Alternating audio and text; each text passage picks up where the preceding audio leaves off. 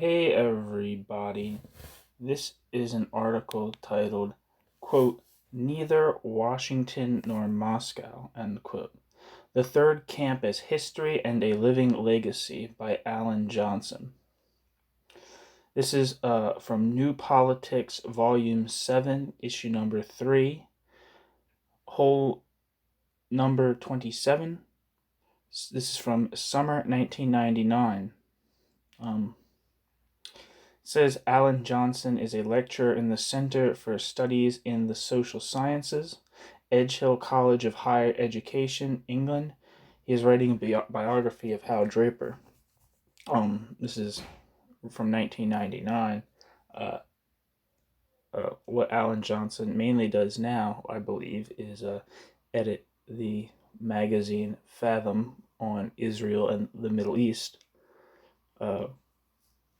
Which hosts a lot of the papers I've read on that subject. So,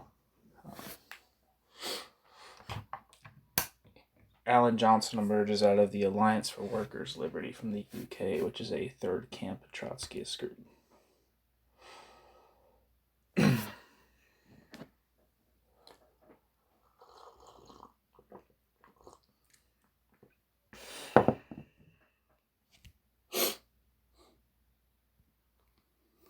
Okay. Socialism from below is distinguished from socialism from above by its understanding that the agency of social change is the self-controlling, emancipatory struggle of the mass of the people. In Marx's famous dictum, socialism is the, quote, self-emancipation of the working class, end quote. What has this meant for socialists at the level of international politics? Three key, quote, moments, end quote, can be identified in the development of a revolutionary democratic internationalism. The key figure in the first moment is Marx.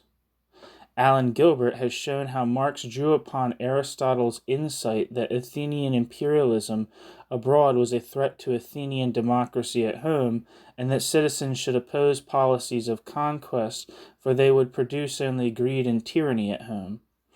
Marx argued that in the epoch of capitalism, the ideals of democratic liberalism had been cast down for the radicals to pick up. Basic internationalist ideas for the, quote, recognition of the universal human capacity for moral personality and the justice of democratic movements, end quote, for self-determination were ignored in practice by the liberals and so fell to the radicals to defend. In 1847, Marx changed the slogan of the League of Communists to, quote, Proletarians of all countries unite, end quote, and insisted on the ideal of human brotherhood proclaimed by the French Revolution must now be given a class basis. The ideal of self-determination had also been passed to the radicals. For Marx, quote, there is absolutely no contradiction in the International Workers' Party striving for the establishment of the Polish nation, end quote. The only kind of brotherhood the bourgeoisie could know was, quote, the brotherhood of the oppressor against the oppressed, of the exploiters against the exploited, end quote. The Second International, amid the growth of labor aristocracies and social democratic bureaucracies, regressed from these positions. Edward Bernstein, at the Stuttgart Congress of 1907, defended colonialism in terms of the necessity of, quote, civilized peoples to act somewhat like the guardians of the uncivilized, end quote. Alex Kalinikos has argued convincingly that a democratic internationalism, quote, could only be properly pursued after the collapse of the Second International and the formation of its revolutionary rival, the Third or Communist International, end quote. For only then was it possible to adopt the policy of forging an alliance between, quote, incipient socialist revolution by the working class of the imperialist countries and the developing nationalist revolts in the colonies, end quote. This marked a return to the principle of self-emancipation because the oppressed nation was now understood as, quote, not only the object but also the subject of politics, end quote, as Trotsky put it. The difference between the two internationals was the difference between the two souls of socialism. Soon enough, Stalinism forced another much deeper regression in democratic internationalism. Generations of socialists, in their support for the Stalinist ruling class in Russia and its imperialist expansion, reprised the odyssey of the bourgeois liberals before them, who also supported a brutal imperialism while speaking a language of freedom. The baton of democratic internationalism was dropped again.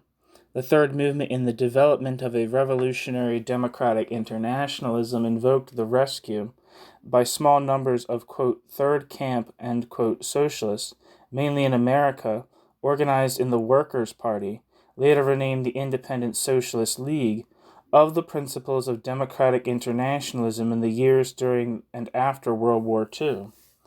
The third camp they defined as, quote, nothing more than a synonym for the tens of millions who resist or refuse the leadership of both American capitalism and of Stalinism and seek a democratic, anti-capitalist, anti-imperialist, anti-totalitarian road to peace, freedom, and prosperity.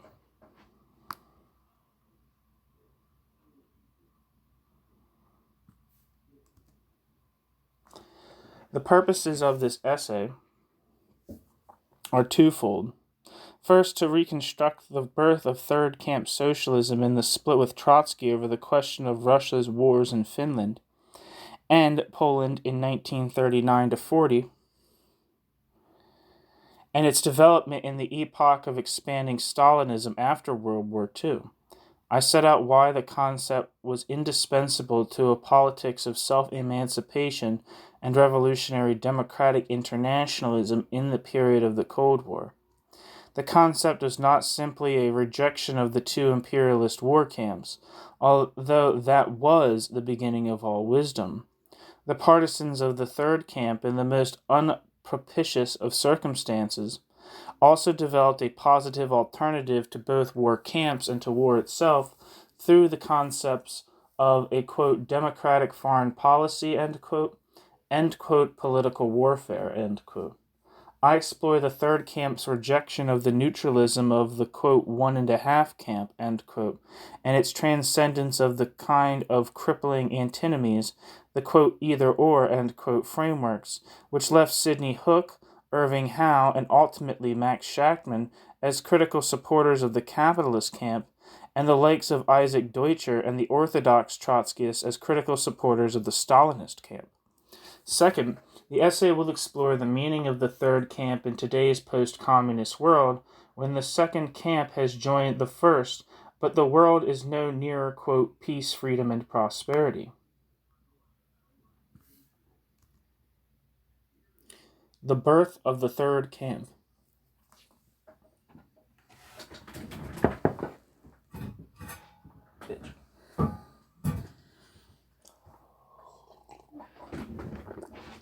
In 1939, when the Soviet Union invaded Poland and Finland, Trotsky made the catastrophic argument that Russia remained a, quote, worker state, end quote, because nationalized property was, in and of itself, quote, proletarian economy.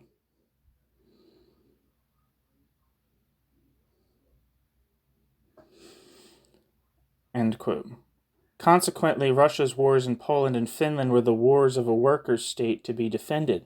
Trotsky insisted the Stalinist invasion of Poland, quote, gave an impulse to the socialist revolution through bureaucratic methods, end quote.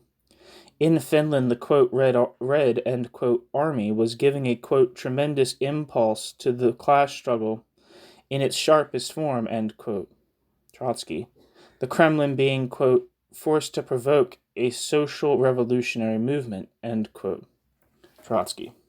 Caught in the theoretical logic of the worker state position, the, quote, worker state, end quote, position, Trotsky gave birth to the idea of the bureaucratic proletarian revolution led by Stalinists, to be supported for now as a distorted expression of a locum for the, quote, revolution, end quote.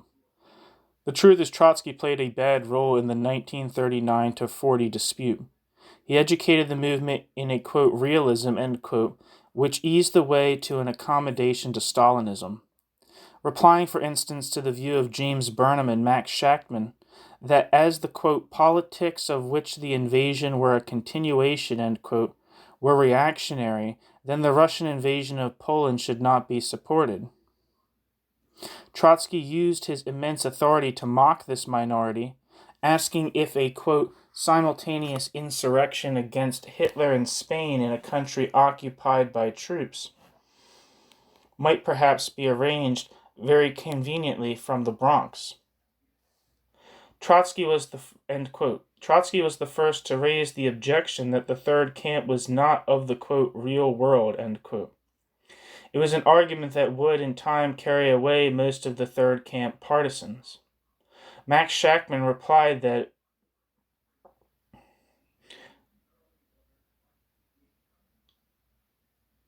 it was not a question of arranging a revolution from the Bronx, or from that matter, Coyoacán, which I think is the neighborhood in Mexico City that Trotsky lived in where he was killed, but I'm not sure.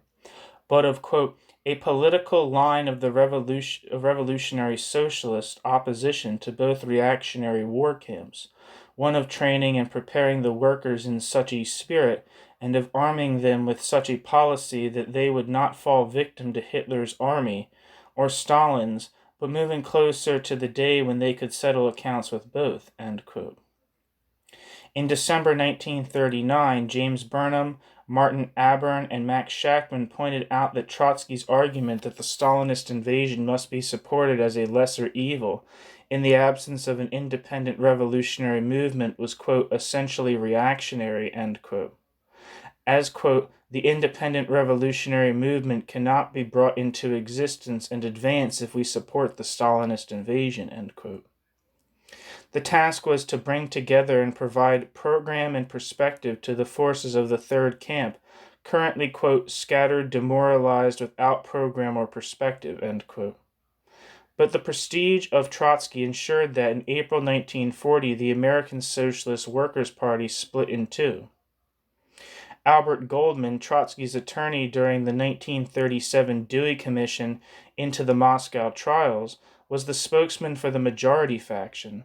Quote, private property, end quote, he said, quote, has been nationalized in 1/8 of the world. It is the only thing concrete left in the camp of the proletariat.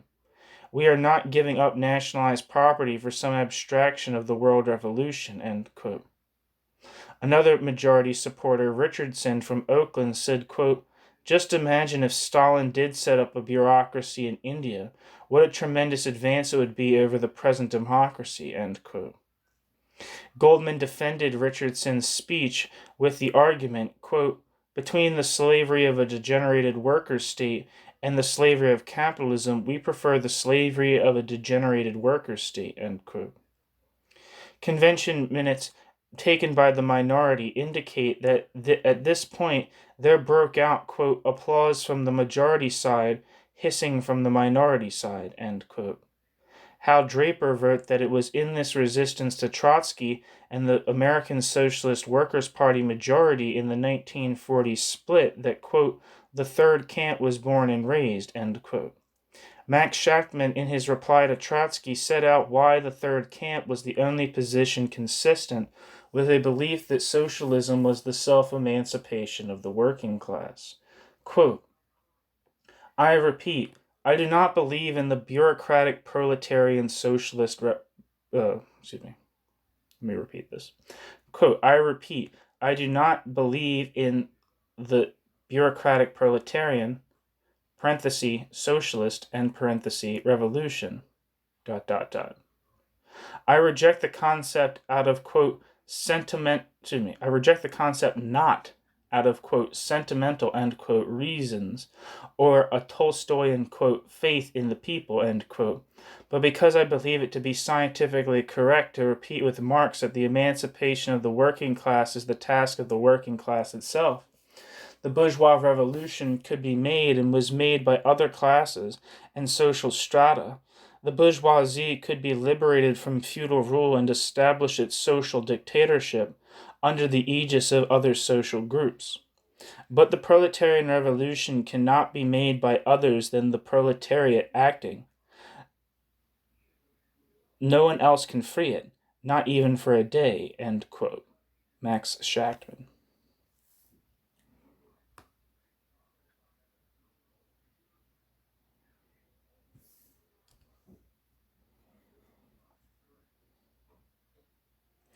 The triangle of forces in the third camp. The expansion of bureaucratic collectivism into Eastern Europe after World War II and its victory independent of Russian state power in Yugoslavia and China marked a new stage in world politics, a global, quote, struggle for the world, end quote, between capitalism and Stalinism.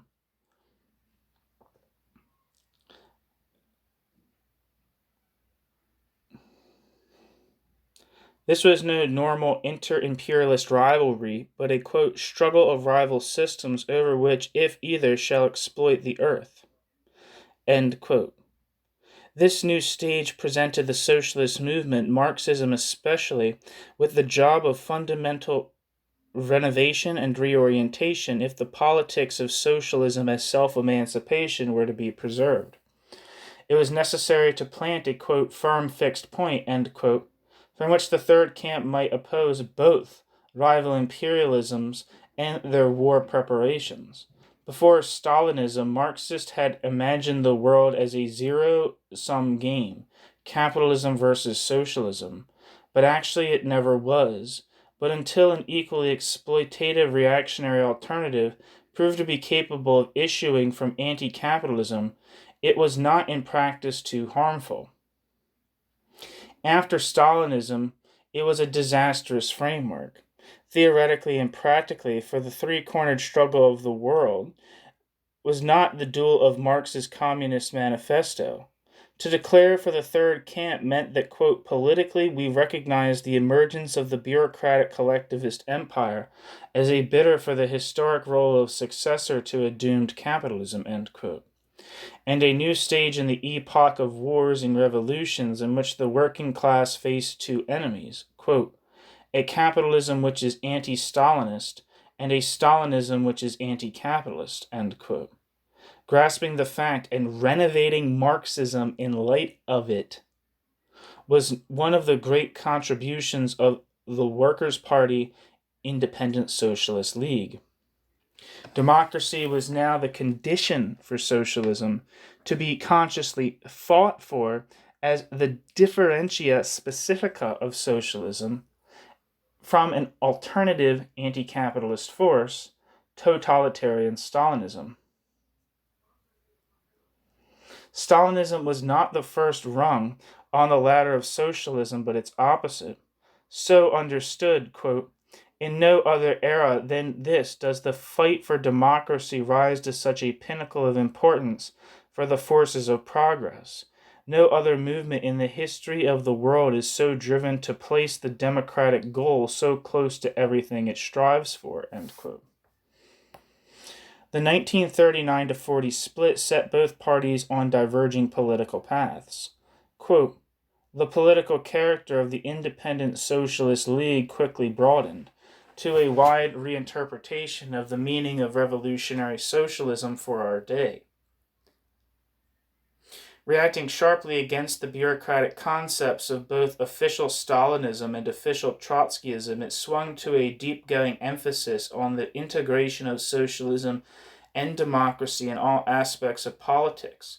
What was distinctive, however, was that this was accompanied by equally sharp opposition to the American establishment, to American imperialism, to capitalism and its political representatives here.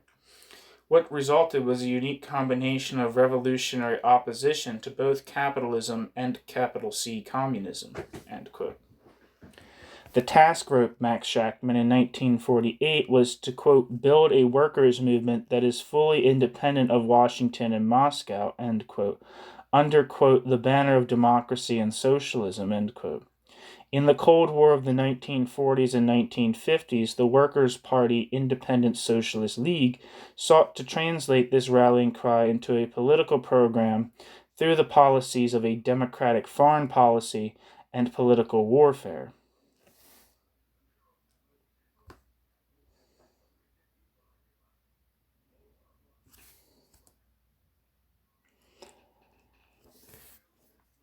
Democratic foreign policy and political warfare. Why, asked Hal Draper in 1955, was, quote, the most brutal and repressive dictatorship in history, end quote, winning the Cold War? And how could Stalinism be fought from the left without war? The third camp socialists developed the idea of a, quote, democratic foreign policy, end quote, political warfare, end quote, to attack Stalinism without giving any comfort to capitalism. A democratic foreign policy, or as Draper happily called it in the 60s, an anti-imperialist foreign policy, meant working for popular democratic revolution in the Stalinist countries, quote, blowing up the Russian Empire from within, end quote, as the practical and realistic alternative to reliance on NATO militarism. The democratic foreign policy was what Trotsky termed a, quote, transitional demand, end quote. A bridge to present neutralist consciousness, a means to organize and take forward the opposition to capitalism and Stalinism. Derided as a pipe dream, the realism of the policy was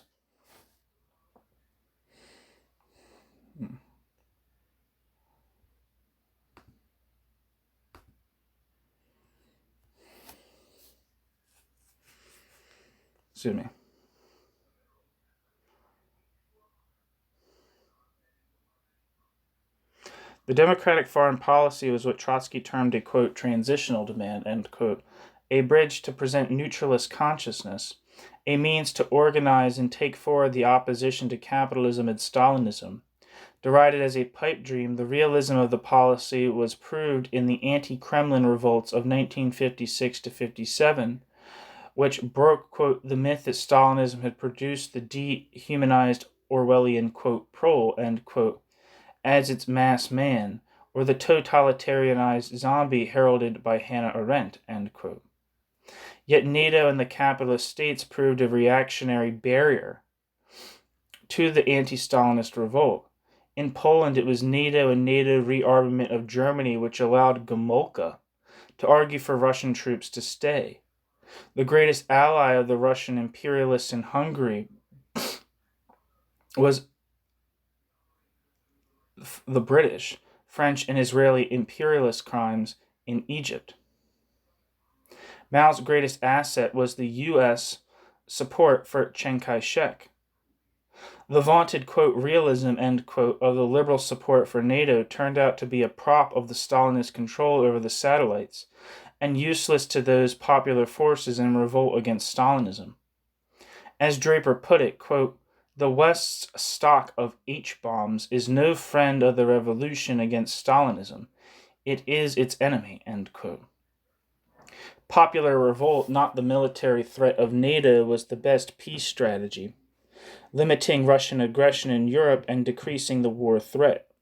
A, quote, democratic foreign policy, end quote, was defined by its support for this popular revolt as the weapon to defeat Stalinism, and by its refusal to rely upon Western capitalist governments.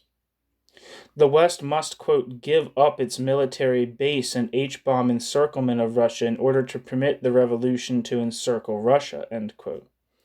But a capitalist imperialist West was incapable of a democratic foreign policy because its primary fear was the contagion of revolutionary struggle. This fear was demonstrated during the East Berlin Workers' Revolt of 1953.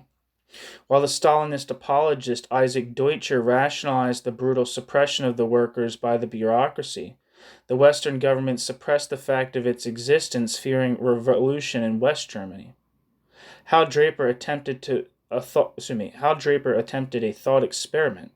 What could a government of the working class, pursuing a democratic foreign policy and engaged in political warfare against Stalinism, have said and done during the East German workers' uprising? First, it would have immediately removed all U.S. troops from West Germany. Second, it would have declared in favor of German reunification. Third, it would have appealed for the East Germans to fight for reunification. Fourth, political warfare would have meant military support for the insurgents. Quote, we urge no adventurous putsches upon you, but what you need you will get, with no strings attached, end quote. breaking the grip of the Kremlin on the East German police and army, who feared a U.S.-controlled West, could open the way to a class politics throughout East Europe, and, quote, that is how the Russian Empire will crumble, from within, end quote. For political warfare, and the weapon of democracy was, quote, stronger than planes and tanks, and yes, stronger than the A-bomb, end quote. As the systemic social antagonism between the totalitarian states and the capitalist classes became clear after World War II, the ability of Russia to exploit divisions between capitalist states diminished. The Stalinists, in response, engaged increasingly in political warfare. This, quote, reactionary exploitation, end quote, of popular anti-capitalist movements became their, quote, main weapon, end quote. Communists could use the weapon of anti-capitalism, quote, in a world swept by winds of anti-capitalism and anti-imperialist revolution, end quote, because they had no stake in capitalism being the representative of a rival exploitative system. In contrast, the United States was incapable of anything more than a battery of techniques of skullduggery and, quote, psyops, end quote. Genuine, quote, political warfare, end quote, was beyond not only the lunkhead right, but the sophisticates of East Coast liberalism, too, backing the corrupt landowners and not the peasants seeking land redistribution. The U.S. could not use the secret weapon in the Cold War, anti-capitalism. In fact, the reverse was the case. In a world in which U.S. capitalism was the only one with a, quote, bit of fat around its belt, end quote, then the middle ground shrank and reaction faced rebellion the world over.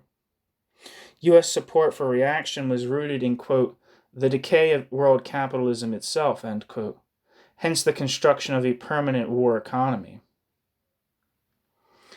For the third camp, anti-capitalism was the, quote, starting point of a meaningful foreign policy for peace, end quote, and an alternative to the establishment and appeasing peace movements. If winning a Cold War meant winning in political warfare, then successful political warfare in the epoch of decaying capitalism meant the promotion of social revolution. The conclusion was no comfort to the liberal opinion in the United States. Quote, the U.S. will have to be socially and politically transformed before victory in political war is a possibility. Victory in the Cold War means, politically speaking, implementing a radical democratic and anti-imperialist foreign policy, which can win the support of the peoples of the world and strike blows against the communist camp, end quote. Under the press of the Cold War, organized liberal opinion adopted the worldview of U.S. imperialism as its own, indeed worked up that worldview into the terms of sophisticated liberal theory, until democratic internationalism was left, as in Marx's day, to the revolutionaries.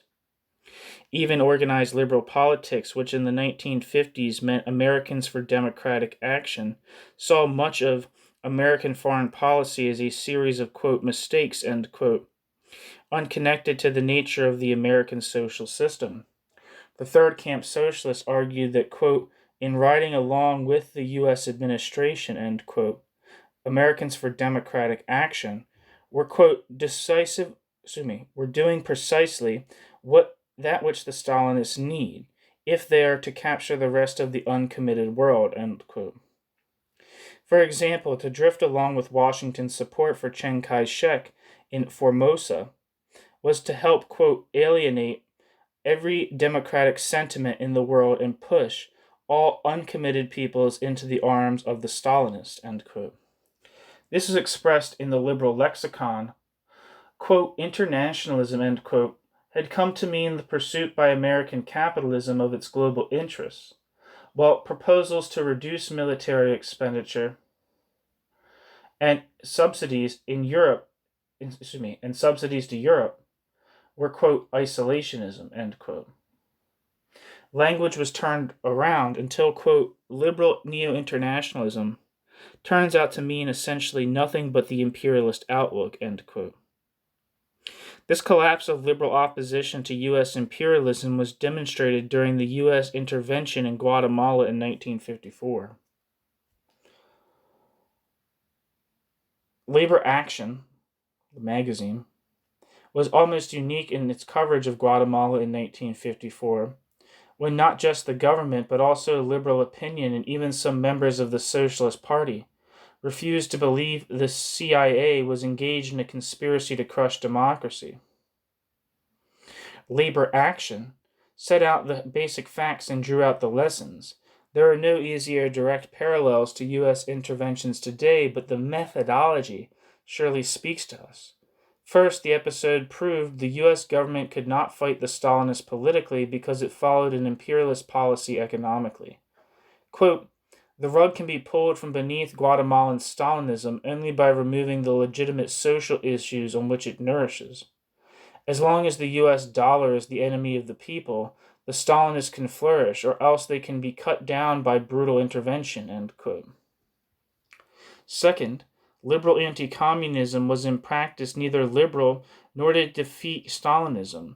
The New York Post, which supported the U.S. action on the grounds that Guatemala was, quote, communist-dominated, end quote, made the, quote, basic error, end quote, of the liberal, failing to understand that, quote, while Stalinism grows on the brutality of imperialism, and this is the lesson of our era which overshadows every other one without exception, our liberals propose to support that imperialist brutality in the name of defeating Stalinism, end quote. Liberal support for U.S. anti-communism only succeeded, quote, in greasing the road for Stalinism, end quote, by educating the world that only communists support land reform and anti-colonialism, and by driving the democratic Guatemalan opposition into the arms of the Stalinists. The New York Times, said Draper, might well be right in pointing out the crimes of Stalinism, but it does so only in order to reconcile people to the crimes of capitalist imperialism. When the liberal press supported the U.S. action, and then urged that the U.S. should now go on to pursue land reform, Hal Draper was moved to ask, quote, how naive is the liberal allowed to be, end quote. Max Lerner's pieces about Guatemala were discussed as an illustration of the politics of, quote, putting a liberal face on national chauvinism, end quote. Again, Lerner was right to criticize the Arbenz government's relationship with the Communist Party, to highlight the danger of a Stalinist coup, and to call on Democrats in Guatemala to fight against that outcome. But Lerner, absorbing the view of the U.S. as, quote, overlord of the planet, end quote, accepted the U.S. right to intervene, casting himself as, quote, the enlightened democratic thinker, gently teaching a backwoods politician about freedom, end quote. The imperialist liberal lacks the spine to propose intervention, but, quote, finds his reasons to go along, end quote, once it starts, finding himself, quote, marched along in the rear of the CIA, muttering, quote, Dulles has blundered again, end quote, end quote. Draper traced how, in the aftermath of such interventions, with the liberal cover no longer required, not one of the progressive measures the liberals spoke so eloquently for during the conflict is ever implemented. Draper traced how, in the aftermath of such interventions, with the liberal cover no longer required, not one of the progressive measures the liberals spoke so eloquently for during the conflict is ever implemented. Guatemala, for instance, saw the suspension of land reforms, the proliferation of concentration camps, the declaration of enlistment to the U.S. war camp, the disenfranchisement of 3/4 of the people as illiterate, and the suspension of the Constitution. At this point, the good liberal is left to talk, still eloquently, of, quote, mistakes, end quote, even, quote, blunders, end quote, and certainly of individual, quote, bad men, end quote. Draper confronts the liberal once again on the terrain of realism, asking, quote, which then is in and of the real world? Your whitewash of imperialism or our third camp approach to defeat Stalinism, end quote. The wider political consequences of the failure to preserve ideological independence were explored in a prescient article by Draper in New Politics in 1962 called, quote, "The Ultra-Right and the Liberals," end quote. The liberal reaction to the rise of the new right was to try and, quote, "giggle them out of existence," end quote, to deal with the threat from the right, quote, "without taking up political ideas," end quote. In fact, the liberal embrace of the worldview of successive administrations had reinforced the shift in the center of gravity of the whole political structure to the right. The political vacuum on the left had, quote, "pulled the new right out of the walls," end quote, as a reaction to the, quote, "demo-Republican," end quote, bipartisanship. Not the least powerful of the arguments against, quote, "political realism," end quote, was the fact that, quote, "the middle of the road in any given political situation is determined only by the active extremes," end quote. The B-52 liberals failed to grasp that the middle of the road was, quote, "a mirage," bracket, "which," end bracket, "must shift away from you as you move toward it," end quote. When the left moves to the center moves to the right. The left can best stiffen the resolve of the liberal center by fighting for a radical political program and give the liberals, quote, "something they can happily water down," end quote.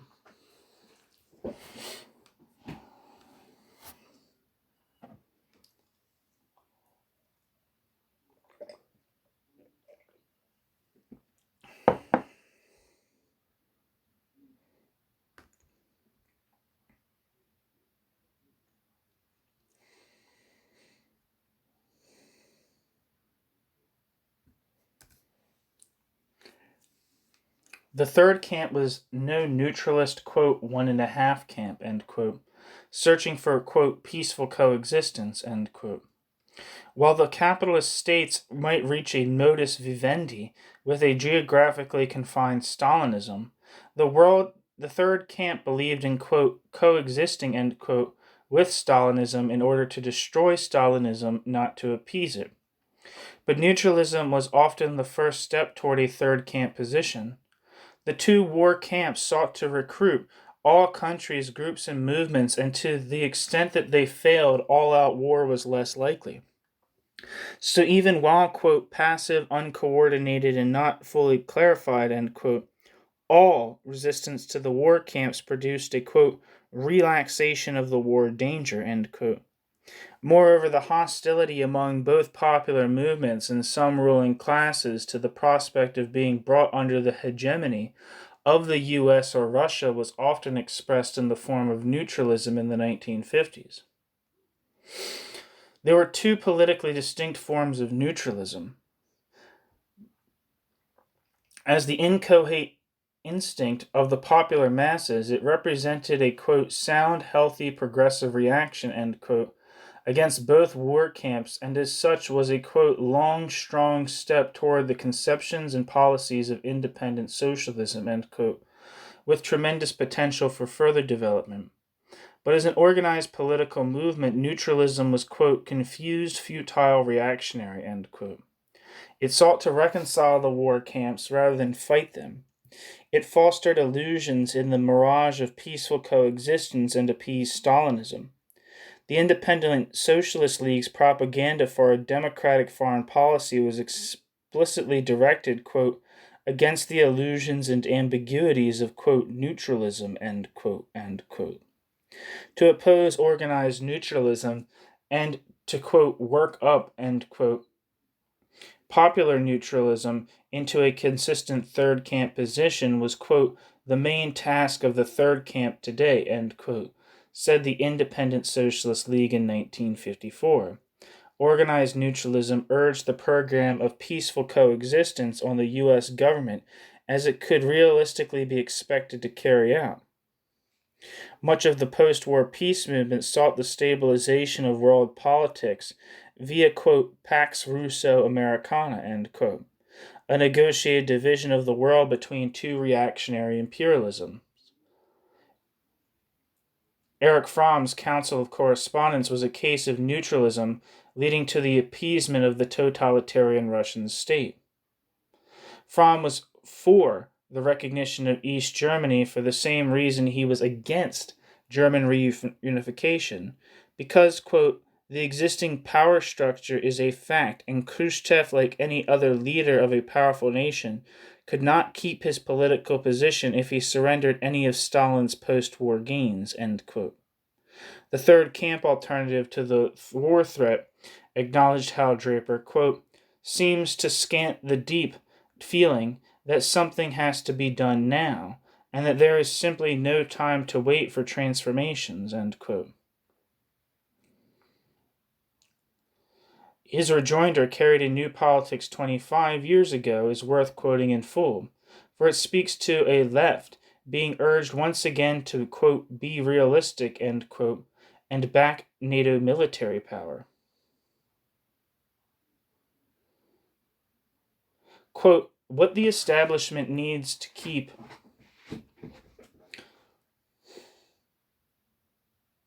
what the establishment needs to keep it restrained from military adventures in the short run is in the first place a militant and threatening left opposition in the country, not clever advisors who can teach how to put a, quote, peace, end quote, veneer on power politics. There has never been a peace movement in any country that has been worth a damn as long as it is, quote, respectable, end quote. That is, as long as it has seen its role as collaborating with the status quo, rather than building an opposition from below against the powers that be. That is the fundamental line of demarcation between the forces of revolutionary transformation and the theoreticians of stabilization, end quote. In Europe, building the third camp meant counterpoising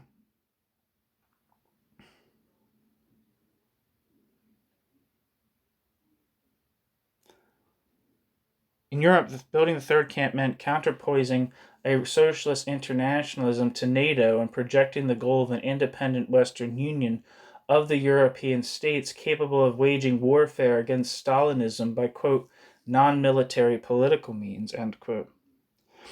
And in 1951, the Independent Socialist League looked to, quote, the socialist and people's movements of Asia, end quote, as, quote, one of the largest reservoirs and organizing grounds for the elements of the third camp of the people against the looming Third World War, end quote. Independence in India, Burma, and Indonesia. The tumult throughout the region was of, quote, world historic importance, end quote.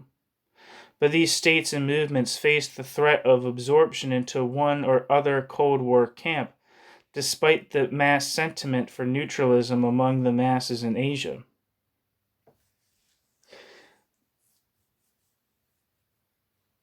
The proposal for an independent federation for Asia aimed to avoid this.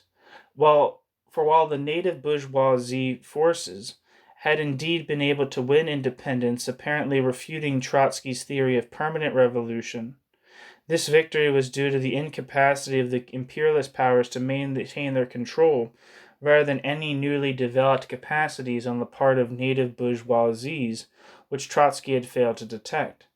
Consequently, winning independence from both war camps would require the very agrarian and social revolution the native bourgeoisie could not deliver, and this was now the, quote, concrete and contemporary meaning, end quote, of Trotsky's theory of permanent revolution.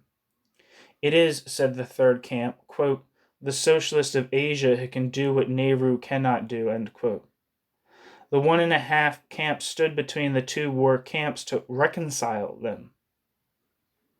The third camp waged war on both to defeat them. Neutralist governments such as India, Yugoslavia, and Egypt often acted as apologists for both camps, quote, sowing illusions impartially about the intentions and nature, end quote, of both camps. Nehru, for example, defended Russia's invasion of Hungary and voted against the UN resolution calling on Russian troops to be withdrawn from Hungary. The third camp differed from the neutralists on the very meaning of, quote, peace, end quote. The organized neutralists defined peace as coexistence between two rival imperialisms. The third camp said the road to peace lay through social struggle against both rival imperialisms, looking to forces such as the Algerian liberation fighters or the Polish rebels. The third camp socialists, quote, do not build any bridges between these combatants and their enemies, end quote. Neutralism also took the form of a demand for, quote, world government. Third camp socialists pointed out that for 100 years the goal of world government has been at the heart of the socialist program for peace. Yet ripped away from the rest of the socialist program, the demand for world government was utopian and reactionary.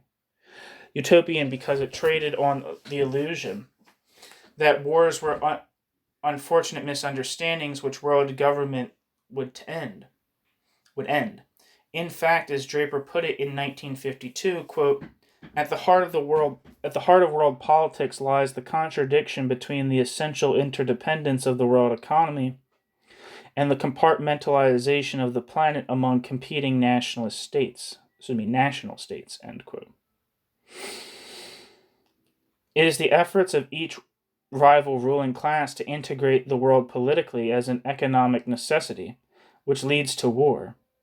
Reactionary because it sustained the illusion in the social nature of the two superpowers, neither of whom would embrace world government unless it was a cover for their own hegemony.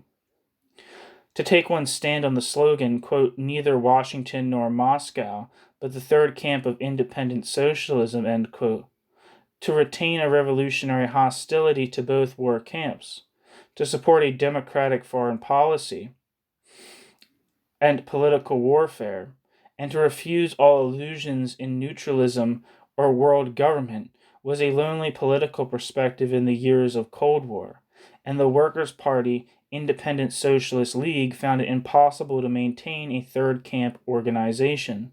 The vast majority of the left never tried, preferring to look up to the powers that be, and gave critical support to either Washington or Moscow as the lesser evil.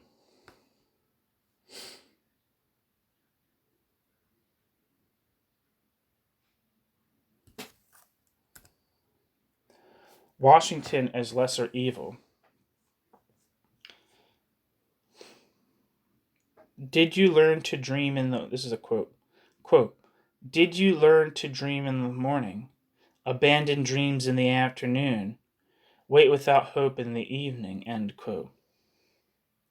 Ewan McCall, Ballad of Accounting.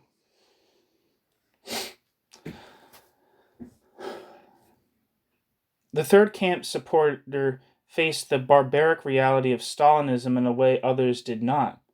Out of reach to the third camp socialists were the knowing complicities of a Lillian Hellman or Bertolt Brecht, the pseudo-realism of the neutralist Erich Fromm, the moral illiteracy of Jean-Paul Sartre who urged silence about the Gulag lest it, quote, demoralize the French proletariat, end quote.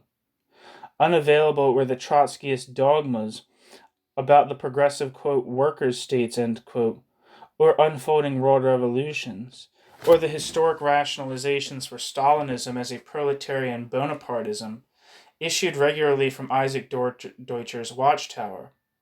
No, the view from the third camp was sobering indeed. It really was an evil empire. Stalinism was expansionist, and did put liberty and working class organization to the sword wherever it triumphed. Peaceful coexistence was a utopia, and the self-reform of the bureaucracy was impossible. Possessed of this truth, and who can deny that history has shown all of this to be so as against all those fantasies, yet politically isolated? With minuscule forces and reduced for so long to making propaganda, for a third camp rather than merging their ideas with real social forces to the third camp, the real social forces of the third camp, is it really so surprising that so many drifted politically toward Washington? Most telling were the twin pressures of, quote, Stalinophobia, end quote, and disillusion with the prospects for revolutionary socialism. Stalinophobia did not mean being, quote, too anti-Stalinist, end quote, but being, quote, led by your laudable hatred of Stalinism to sacrifice other political considerations on its altar, end quote. Once Stalinophobia was combined with a loss of hope in the socialist movement, then the monster of Stalinism could only be met, quote, realistically, end quote, by the power of the other war camp, the lesser evil. At this point, other ideas long held, such that capitalism was, quote, the very ground on which Stalinism feeds, end quote, lost all force and were quietly shelved. Julius Jacobson pointed out that the theory of bureaucratic collectivism, that Russian-type societies were neither capitalist nor socialist but a new form of exploitative class society, precisely because it faced up to the realities of Stalinism, could indeed, quote, become a rationalization for support of utterly reactionary societies, end quote, once it is uncoupled from a belief in the political viability of the third camp. For such reasons did Max Shachtman, who founded the Third Camp and who once boasted he would support American imperialism only when hairs grew on the palms of his hands, end up, as Dave McReynolds recalled, quote, telling the kids to shut up about Vietnam, end quote. Herman Benson, a leader of the Workers' Party Independent Socialist League in the auto industry, interviewed in 1989, stands for a whole swath of Third Campus who turned to American military power as the viable counterweight to Stalinism. When you lose that core, bracket, the revolutionary working class, Alan Johnson, end bracket, you begin to look around for substitutes, the closest thing to it, some physical power that will protect your democracy. That power is the United States. And in the real world as we exist, the power of the United States is generally on the side of freedom, and the power of Russia is generally on the side of dictatorship. What's the problem? That's Shachtman's position, and I'm not unsympathetic with that view, end quote. Herman Benson. The, quote, loss of that core, end quote, was the leitmotif of the ex-Third Camp socialist. Sidney Hook concluded the Third Camp, quote, was a pose that could not be sustained in the face of the obvious realities of working class indifference to the old and tired Marxist dogma, end quote. Manny Geltman recalls that when he left the Independent Socialist League, he thought that the, quote, Third Camp idea just didn't seem to make sense anymore, end quote. Geltman followed the lead of Irving Howe and Stanley Plastrick, who left the Independent Socialist League in 1952. Their resignation letter accused those who continued to adhere to a third camp position, such as Hal Draper and Julius Jacobson, of indulging in, quote, the psychology of the saving remnant, end quote, on, quote, some isle of rectitude more or less equidistant from both sides, end quote. Embracing the same, quote, realism, end quote, Trotsky stood for in 1939, though reversing Trotsky's choice of lesser evil, they now wrote, quote, the quote, third camp, end quote, concept now seems to us meaningless, a fetish. There are not available, at the present juncture, those historical energies which alone could activate a third camp. And as the slogan drags along in in the Independent Socialist League's propaganda, it has no particular relation to the shift of events. It takes on a life of its own, detached from the realities of European or American politics, end quote.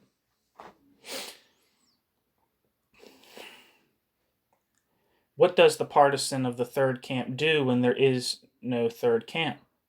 Hook self-consciously adopted the politics of lesser evilism. He endorsed the paper, quote, Two Methods of Action, end quote, presented by Arthur Koestler to the Congress of Cultural Freedom in Berlin in June 1950. Hook recounts its basic thesis, quote, at certain times in respect to certain crucial issues, instead of saying, quote, neither nor, end quote, and looking for viable alternatives, we must recognize an, quote, either or, end quote, and take one stand or the other, end quote. Hooke calls these, quote, dilemmatic situations, end quote, and saw the threat of Stalinist totalitarianism as one such. Superseding the conflict between capitalism and socialism was, quote, the overriding problem of our age and culture, the nature of political freedom and of the threats to its existence, end quote.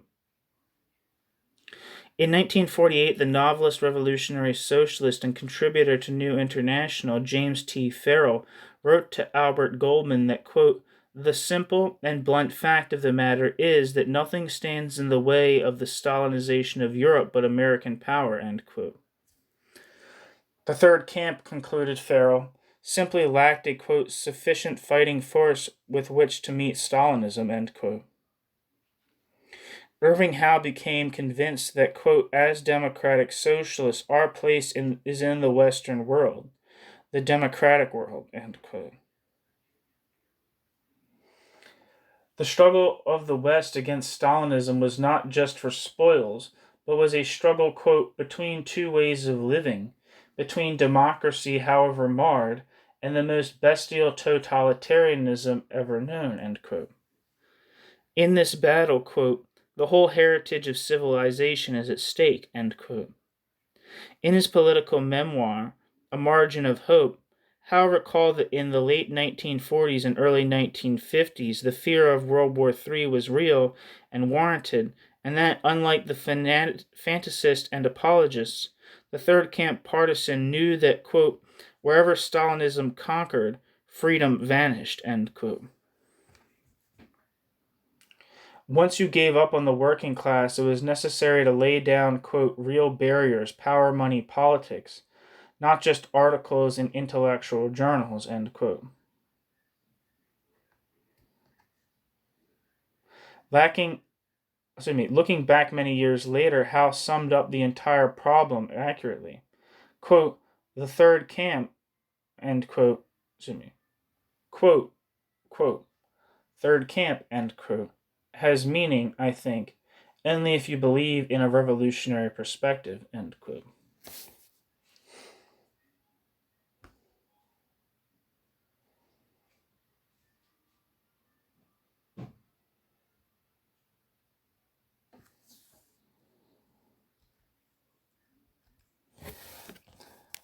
Get some water.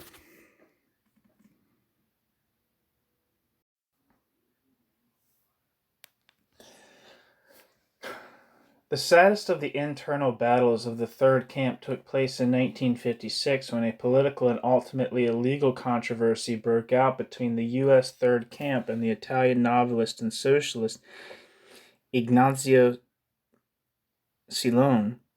Silone had been one of Europe's best-known partisans of the third camp, but his statement, My Political Faith, in 1956 announced his critical support for the Western War camp. The exchanges which followed between Hal Draper for labor action and Silone rehearsed the agonizing choices socialists made in these years. Silone argued the job of socialists was to struggle for peace from a position within the Western military alliance, acting as a pressure for that alliance to be, quote, democratic and, quote, purely defensive, end quote. Draper's response was to point out that imperialism can never be like that imperialism cannot politically fight totalitarianism, and that critical support for Western imperialism is an abandonment of socialism as self-emancipation. Draper reminded Silone of his own 1939 interview with Clement Greenberg, when he had spoken of the necessity of absolute political independence for socialists, even in the face of conflicts between bourgeois democracy and totalitarianism. Then Silone had said, quote, when the socialists, with the best possible anti-fascist intentions, renounce their own program, put their own theories in mothballs, and accept the negative positions of conservative democracy, they think they are doing their bit in the struggle to crush fascism. Actually, they leave to fascism the distinction of alone daring to bring forward in public certain problems, thus driving into the fascist arms thousands of workers who will not accept the status quo, end quote. Draper points out that this is exactly the basis of the mass sentiment for the other totalitarian force, the communist parties of France and Italy today. It is not a question of denying the superiority of capitalist democracy over totalitarianism. The third camp has nothing to do with that kind of moral and political insensibility. It is rather a question of refusing to draw the conclusion that political or military support is due to capitalist states. First, because socialism, a progressive anti-capitalist alternative, is possible now. Second, because, quote, as long as and in proportion that the enemies of Stalinism base themselves on support of the capitalist alternative, Stalinism is bound to grow stronger and stronger, end quote. Ceylon wanted to defend human values and saw no alternative but to embrace critically the capitalist imperialist West. But Draper asks, quote, what experience of recent life or history has persuaded you that this is where the bastions of human values are to be best defended? End quote. The, quote, escape to freedom, end quote, has no shortcuts. There is no realistic alternative to the long haul of, quote, seeking, finding, and pursuing the revolutionary and democratic socialist way out of the shambles that has been made of this world by rival exploiters, end quote. Ceylon replied to Draper in abusive terms, mocking, quote, little exasperated epigons of Lenin and Trotsky, end quote, and accused Draper of slandering Sidney Hook and the Italian Congress of Cultural Freedom. More seriously, Ceylon drew an analogy between the threat of Stalinism and the threat of Hitler. Both, if victorious, would have buried all political activity. To obstruct the fight against either, therefore, amounted to quote, collective suicide, end quote, and justified critical support for the enemy of both. In his rejoinder, Draper accepted that bourgeois democracy and fascism could not be equated, and agreed the question was how to best fight totalitarian Stalinism. But just for that reason, the independent third camp position should not be submerged, for Stalinism, quote, is able to win victories only insofar as it can convince its victims that the only realistic alternative to its own rule is the continued rule of the old discredited system of capitalism, end quote. But Ceylon was beyond reach. He had arrived at the same place as Küssler, Hook, and Howe, where, quote, either or, end quote, replaces, quote, neither nor, end quote. Max Shachtman himself, in many ways, found the founding figure of the third camp ended up at, quote, either or, end quote, during the Bay of Pigs invasion of 1961 when he made the case for the victory of the counter-revolutionary invasion. Shachtman said Draper, like the, quote, sidewalk barker, bracket who, end bracket, pulls out the snake oil while your head is still bobbing, end quote. A denunciation of Stalinism, in other words, was presented as if it were a justification of support for the invasion. The method, Draper pointed out, would have meant support for the U.S. in Korea and was a, quote, small working model, end quote, for supporting the West in the war. Shachtman's method was to ignore the brute fact of the imperialist control over the invading force and to present them as a liberation movement, because some trade unionists were involved, and to argue that liberation movements had every right to take arms from where they could.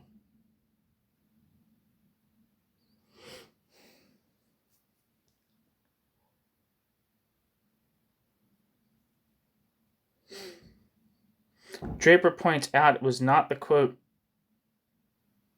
jejune issue of taking arms or not, which mattered, but the question of self-determination and, quote, independence from imperialism, end quote. And this, quote, Shachtman has abandoned, end quote.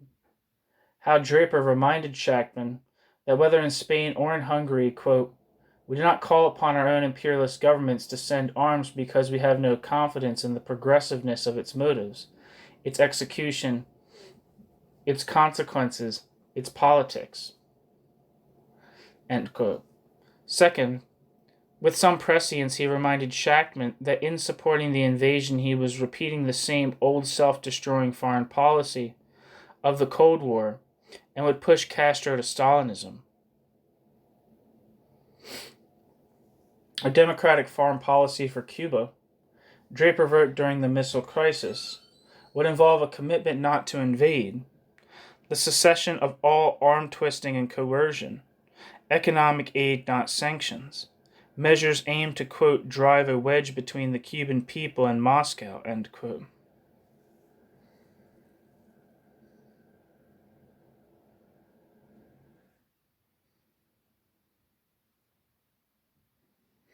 But it was, quote, pipe dreaming, end quote, to expect JFK to pursue such political warfare. For, quote, the American Party line mind is incapable of a democratic political offensive against the communist power, end quote. A democratic foreign policy as ever would require a, quote, different America, end quote.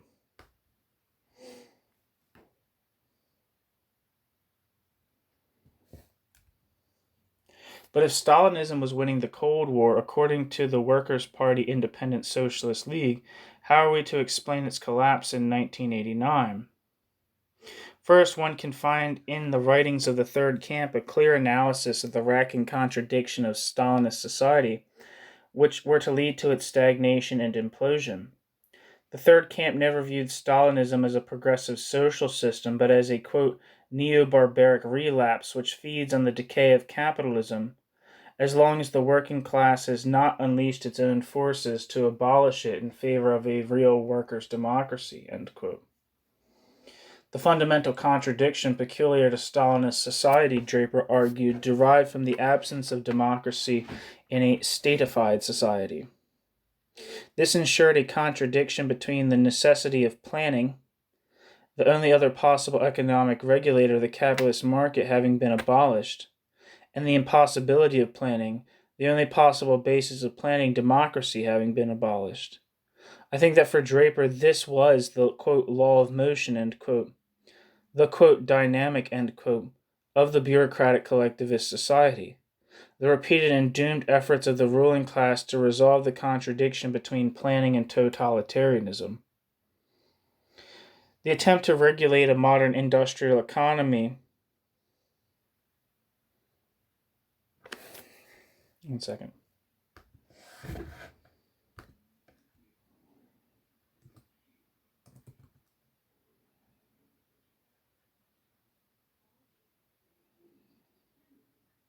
I don't know if this is a typo, but what the fuck is UCASA?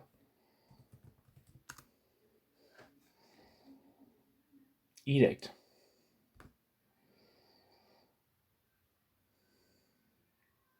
The attempt to regulate a modern industrial economy by UCASA, or UCAS, UKASE, which apparently means edict, produced not only the, quote, galloping disease, end quote, of chaos, of the, quote, fantastic botches, gnarls, snags, waste, and snafus, end quote, as Draper put it.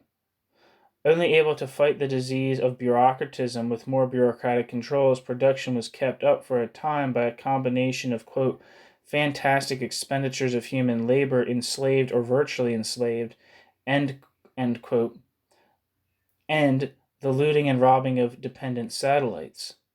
Eventually, these contradictions were too great and pressure of competition from the capitalist states was too pressing. Draper wrote in 1967, quote, to dominate Stalinism as a social system, quote, to denominate, Jesus Christ, Stalinism as a social system does not confer on it any determinate leases of life, nor any historical era of existence.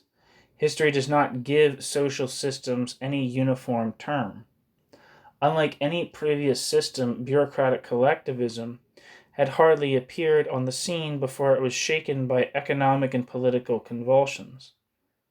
The revolution against Stalinism did not have to remain a vision for a couple of hundred years, as was true of the revolution against capitalism. It appeared in life a little more than a couple of decades, in Budapest and East Germany, in Poland at least. End quote. Draper. Analogies are always dangerous, but one suggests itself here. The autonomized state of the 18th and 19th century eventually underwent what Draper calls a, quote, social fusion, end quote, with the rising bourgeois economic power. As Georg Lukács observed about pre-capitalist societies, that despite the juridical fusion of economics and politics in such societies, it was the, quote, subterranean, quote, unconscious, end quote, economic development, end quote, which eventually, quote, destroys the unity of the juridical form, end quote. Can the 1989 revolutions be understood in these terms as a form of, quote, social fusion, end quote, of the Stalinist ruling classes with world capitalism under the intense pressure of, quote, unconscious, end quote, global economic development, which eventually destroyed the, quote, juridical form, end quote, of bureaucratic collectivism? And in 1989, if 1989 is to be viewed in that way, does it not place a question mark over the third camp view inherited from Trotsky, I think, that capitalism as a mode of production was definitively finished, that collectivism was, as Shachtman said, quote, the only means whereby the means of production can be expanded, end quote, and so on?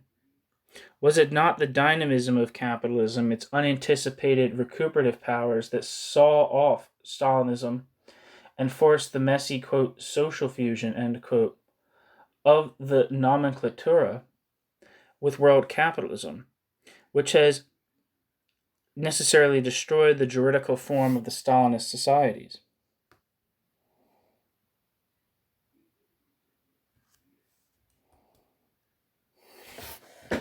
Moscow of lesser evil. Moscow as lesser evil. The result of Trotsky's, quote, workers' state, end quote, theory and his notion of, quote, proletarian economy, end quote, was that orthodox Trotskyists thereafter were left trying to reason within the terms of Trotsky's prior revolt against reason. They would project locums within locums, endowing these with the qualities of the revolutionary proletariat. What is a locum? Exactly. Let me look that up real quick. Locum, a person who stands in temporarily for someone else of the same profession, especially a cleric or a doctor.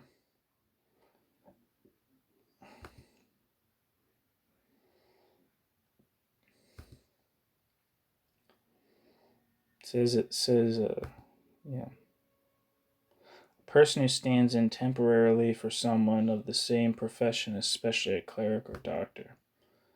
Okay. They would project locums within locums, endowing these with the qualities of the revolutionary proletariat. During and after World War II, the Socialist Workers' Party used Trotsky's theory of, quote, proletarian economy, end quote, as a political compass with disastrous results. On September 12, 1942, readers of The Militant were told that in the Soviet Union, quote, factories, mines, mills, railroads, workshops belong to those who work them. The soil belongs to those who till it, end quote.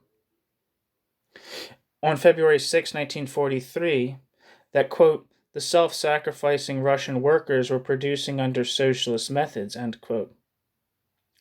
On February 27, 1943, Felix Morrow argued that, quote, the Red Army is fighting for a socialist Europe as well as a socialist Russia, end quote.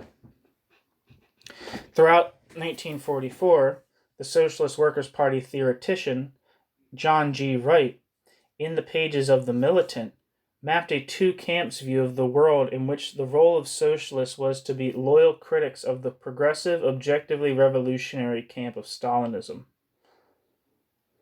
Stalinism was redefined as the blunt instrument of an unfolding historical process.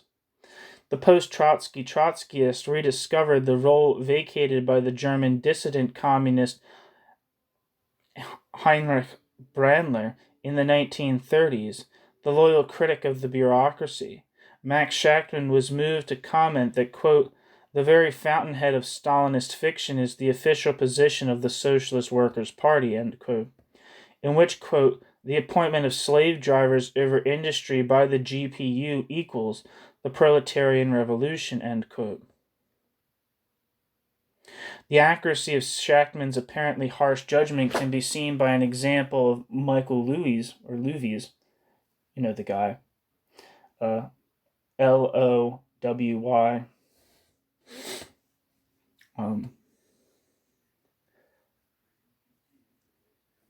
Let me actually see how you pronounce that guy's name.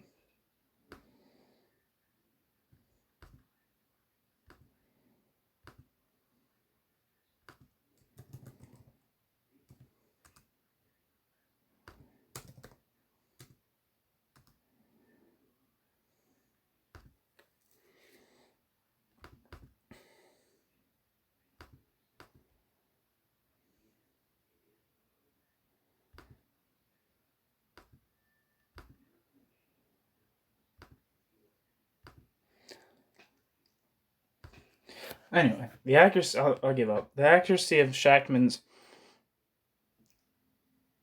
apparently harsh judgment can be seen, for example, by an examination of Michael Louis' account of the, quote, proletarian socialist revolutions, end quote, of Tito, Mao, and Ho. I think it's Louis.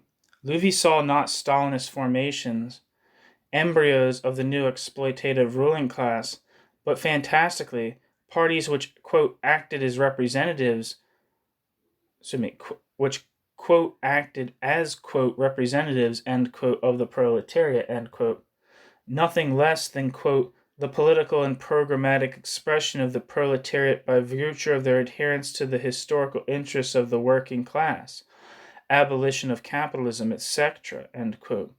Parties whose, quote, ideologies were proletarian, end quote. Hal Draper wrote in April 1948 in New International that the orthodox Trotskyist, quote, who continues to claim that the Communist Party is a working class party in spite of all,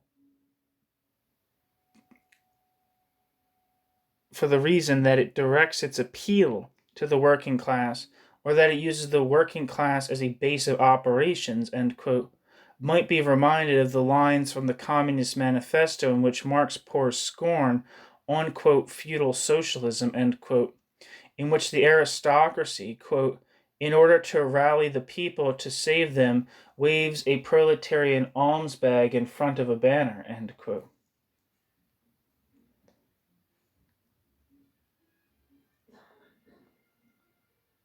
Marx fully expected the proletariat to look past the alms bag and seeing, quote, on their hindquarters the old feudal coat of alms, end quote, desert, quote, with loud and irreverent laughter, end quote. The tragedy of texts like Louis' is the bureaucracy's, quote, proletarian alms bag, end quote, is theorized as, quote, the political and programmatic expression of the proletariat, end quote, and not from ignorance, but of a position of full knowledge of the barbarities written across its, quote, hindquarters, end quote. Ernest Mandel, for 20 years, defined Mao's China as a, quote, worker state, end quote, with no qualifications. Argued that, quote, the Chinese Communist Party was striving to destroy capitalism and therefore represented a fundamentally proletarian social force, end quote. That it was also responsible for some of the worst barbarities of the 20th century, such as the famine that happened between 1958 to 1962, in which 30 million people perished, and a gulag in some ways worse than Russia's, was for Mandel non-decisive. That it nationalized property was. Even Pol Pot's Kampuchea, Mandel designated a worker state. Perry Anderson theorized the worker state as barbarism, arguing, quote, the iron dictatorship exercised by the Stalinist police administrative apparatus over the Soviet proletariat was not incompatible with the preservation of the proletarian nature of the state itself, any more than the fascist dictatorship exercised over the bourgeois class were with the preservation of the nature of the capitalist state, end quote. Alan Wood's theorization of the militant tendency, who's like the voice of like the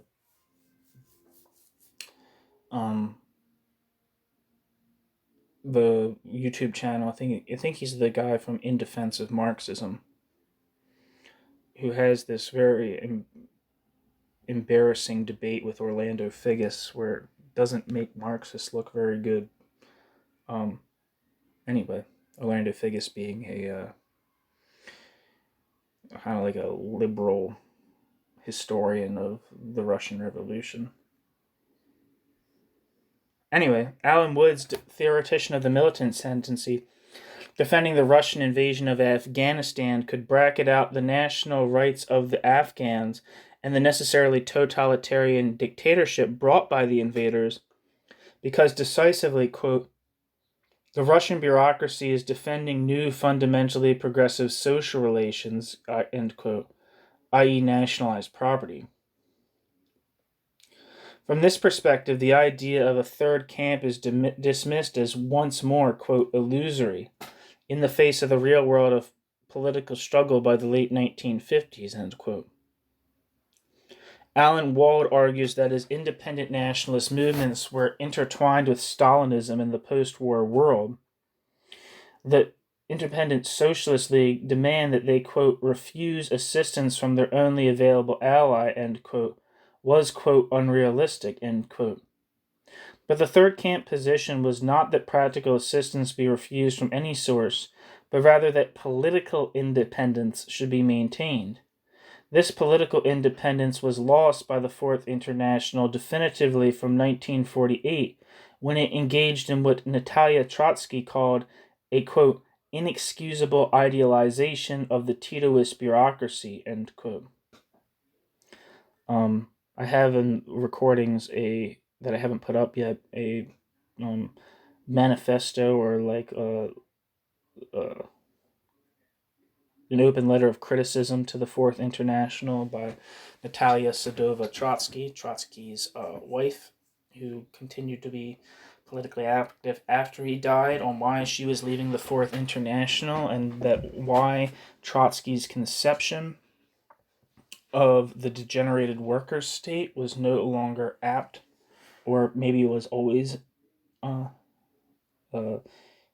incorrect, to categorize and explain the tendencies of the Soviet Union and the newly emerging Eastern Bloc.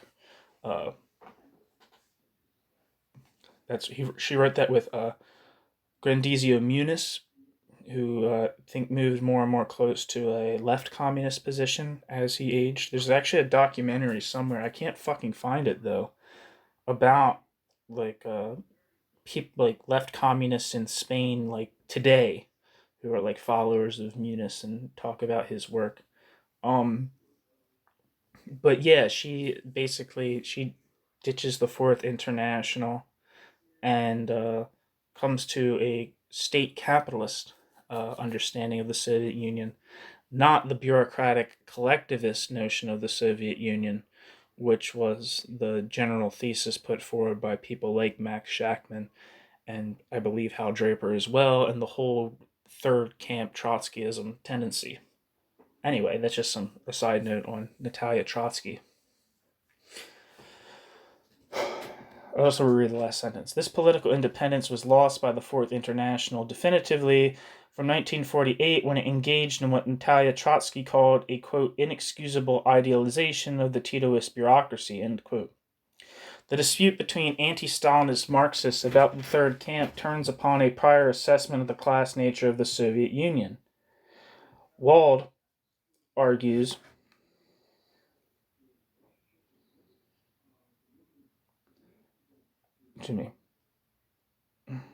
Wald designates the Soviet Union as a, quote, ally, end quote, of revolutionary movements and maintains that the Soviet Union played a, quote, important role, end quote, in the war because of the, quote, economic and social advances that occurred in the Soviet Union since Stalin's triumph, end quote. He feels the Stalinists proved in Eastern Europe and China and Cuba and Vietnam that they could create post-capitalist societies, progressive as against capitalism, to be supported against capitalism, albeit with, quote, bureaucratic deformations, end quote. This recalls Trotsky's pre-1933 reform perspective. Looking at the same events, the Third Camp saw a brutal imperialism engaged in exploiting revolutionary movements through political warfare and militarized Stalinist formations crystallizing into exploitative collectivist ruling classes.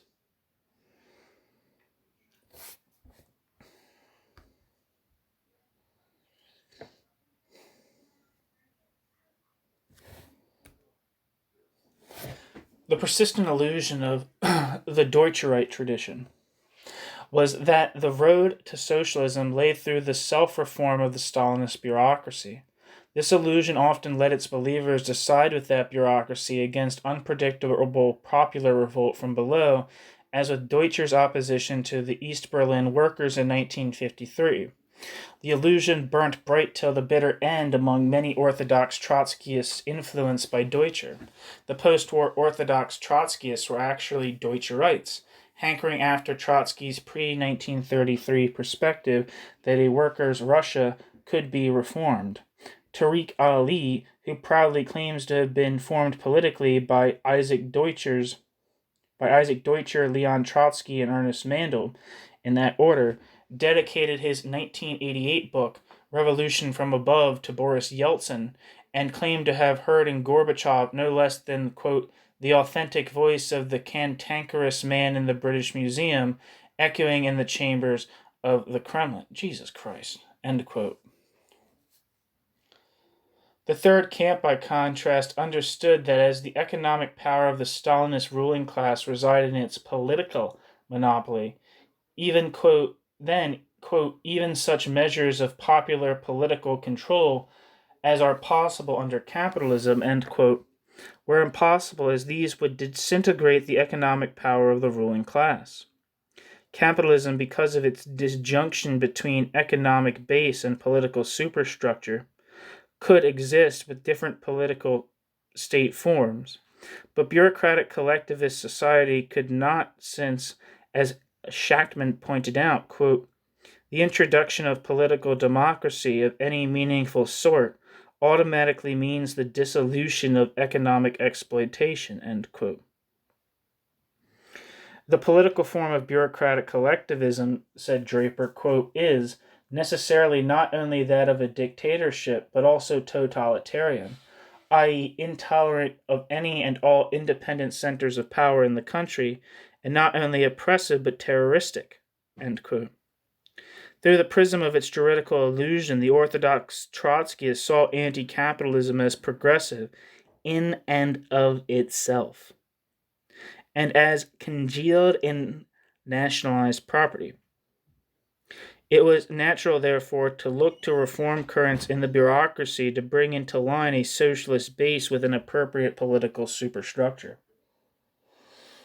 Such politically corrosive illusions were impossible for the adherents of bureaucratic collectivism.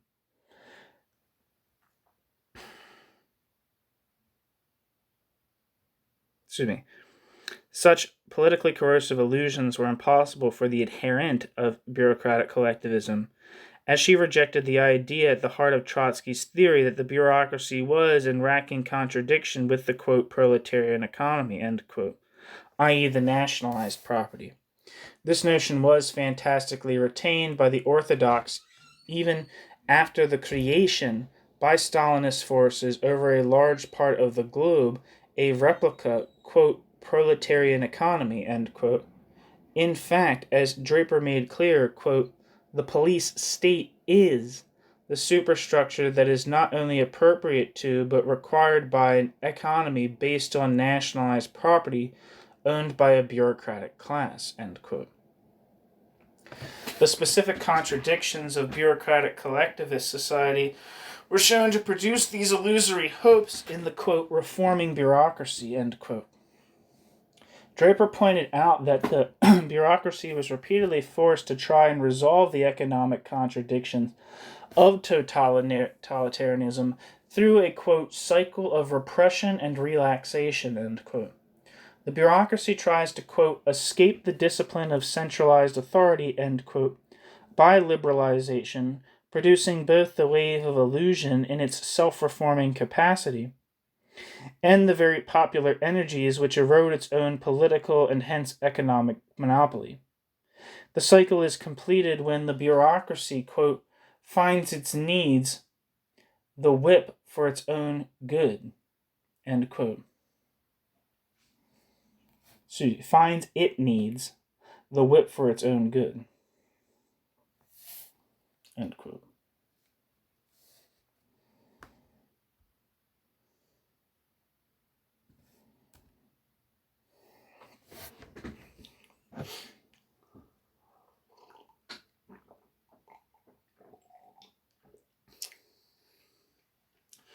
The third camp after Stalinism. In 1958, a variety of third camp groups, including the Workers' Party Independent Socialist League, signed a statement entitled, "Stalinism is not socialism." But how Draper discovered that whether he looked at the educational dictatorships proposed by Babeuf, Buonarroti, Blanqui, or Bakunin, the elitism of Saint-Simon, Lassalle, or Bellamy, the philanthropy of Owen, Fourier, or Cabet, the planism of the Webbs, or the statism of Bernstein, it turned out that Stalinism had a strong claim to represent the dominant, quote, soul, end quote, of socialism. Collectivism without democracy. Socialism from below, he argued, was limited to a handful of figures such as the founders, Karl Marx, the, quote, democratic extremist, end quote, and Friedrich Engels, William Morris, Rosa Luxemburg, Eugene Debs, and until the counter-revolution, the Bolshevik tradition. Such marginality has a social cause. Before the rise of the working class, only the octroi principle, the handing down of changes from above, was imaginable, though there was a tradition of magnificent anticipators of the principle of self-emancipation, such as Thomas Müntzer, the leader of the revolutionary wing of the German Reformation, and Gerard Winstanley, the 17th century English revolutionary. Even in the epoch of the working class, non-revolutionary periods predominate, when hopes for social change are dominated by looking up to the powers that be. The post-war world was dominated by two truly gargantuan powers that be, headquartered in Washington and Moscow, bestriding the globe like two colossi. The marginalized and dissident tradition of independent socialism in the USA steered a course between each by the creative development, in the conditions of its own time, of the historic alternative to the octroi principle, self-emancipation and democratic internationalism. It would be false to claim that they were able to do more than make propaganda for the third camp, to renovate key theoretical ideas and provide a, quote, fixed, firm point, end quote, for a contemporary democratic internationalism. It was impossible to win popular social forces in this period. But we have much to learn from this history, and particularly we can learn from the method of the third camp in our efforts to develop a democratic internationalism in the post-Cold War world. The collapse of the Stalinist bloc has produced a, quote, fluid world, end quote, in which, quote, regional powers are more likely to take risks, end quote. The U.S. and its allies are relatively unconstrained in the brutality of their interventions to contain and defeat any attempts at regional expansion by sub-imperialist powers, and the implosion of multi-ethnic Stalinist states has unleashed a wave of nationalist struggles, often led by elites seeking to protect their privileges and derail worker solidarity amid economic turmoil. The sub-imperialisms are fully independent capitalist states. Many aspire to or already exercise a sub-imperialist role in their own region. But their political independence cannot, of course, win them economic independence in a global capitalist economy. Hierarchical relationships between competing capitalist states are inevitable, and these have never been a reason for socialists to call on the working class to support the weaker capitalist state against the stronger in the wars which result. Such conflicts were largely, quote, frozen, end quote, in the Cold War, as each side submitted to the hegemony of the bloc leader, the US or Russia.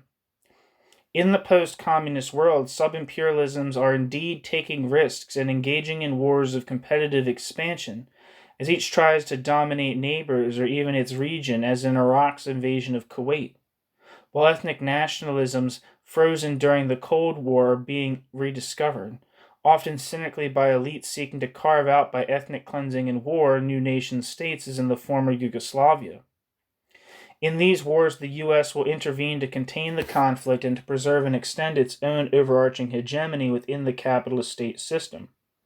U.S. policy may be to stop any one sub-imperialism gaining a decisive advantage in a region, witness U.S. policy throughout the Iran-Iraq War, or to stop any sub-imperialism getting out of control and asserting its own independent interest without regard to Washington, as in the Gulf War of 1991.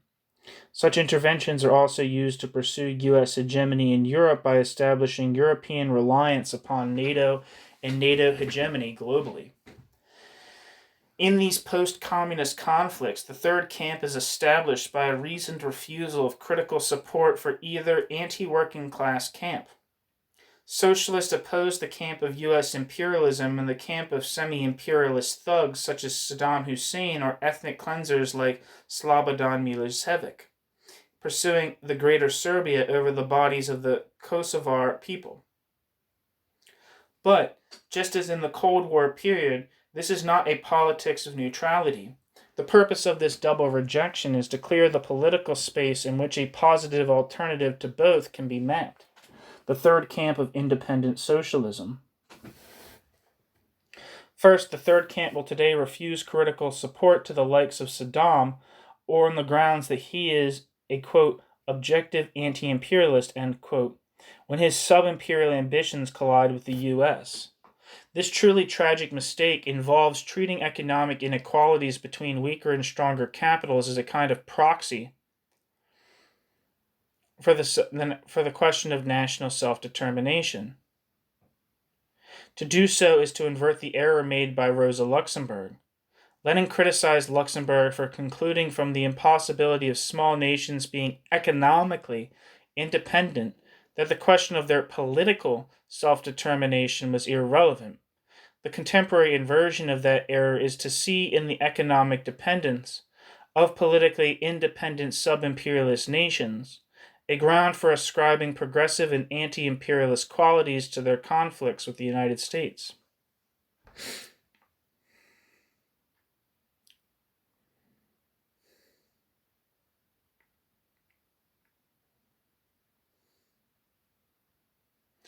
There is absolutely no analogy to be drawn between the revolutionary nationalist struggles and wars of national liberation, which Lenin urged socialists to support, and wars between the U.S. and the sub-imperialist powers such as Iraq.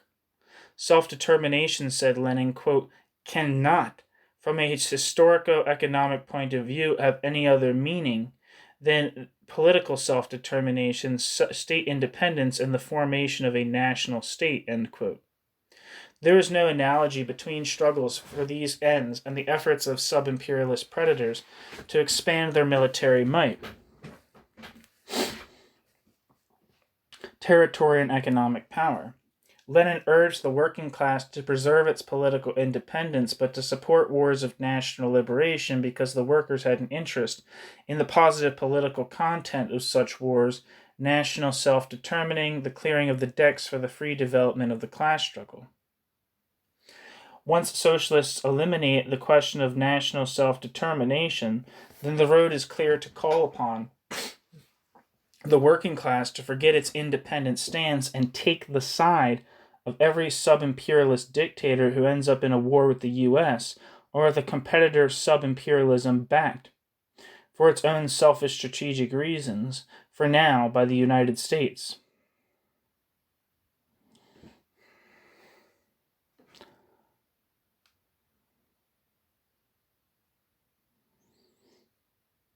Such conflicts do not involve questions of national liberation and political independence.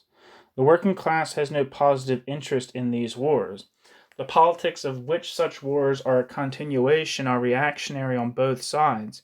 For socialists to side with the weaker power and to call on the working class to fight and die in these wars amounts to a loss of working class political independence, a submerging of the, quote, firm fixed point, end quote, of the third camp. To call such wars, quote, anti-imperialist, end quote, is meaningless. Quote, anti-imperialism, end quote, today can only rationally mean national liberation. And the only rational meaning of, quote, anti-imperialism, end quote, can have in politically independent sub-imperialisms like Iran, Iraq, and Argentina is working class struggle against the native ruling class and the international capitalist system it stands in and for. The post-communist world cannot be reduced to a Manichaean struggle between, quote, imperialism and, quote, anti-imperialism.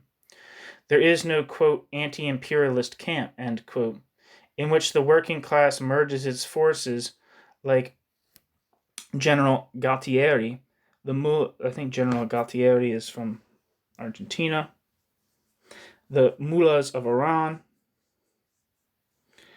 and the Serb chauvinism of Slobodan Milosevic, or Islamic fundamentalist forces. The latter, especially, can indeed become a magnet for the poor and oppressed, as a reaction to great power imperialism, but so, in its day, could Stalinism. Socialists cancel themselves out if they support such forces in wars with the major powers when no question of national self-determination is involved. Revolutionary politics involves more than just putting a plus sign where the U.S. State Department puts a negative, to paraphrase Trotsky.